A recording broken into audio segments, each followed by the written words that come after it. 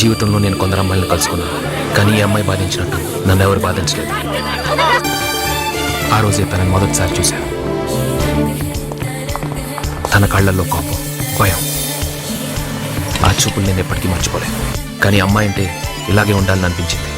ఏ చిలిపి కళ్ళలోన కలవో, ఏ చిగురు గుండెలోన లయవో, ఏ చిలిపి కళ్ళలోన కలవో, ఏ చిగురు గుండెలోన లయవో, నువ్వు అచ్చుల్లో నా హల్లువో,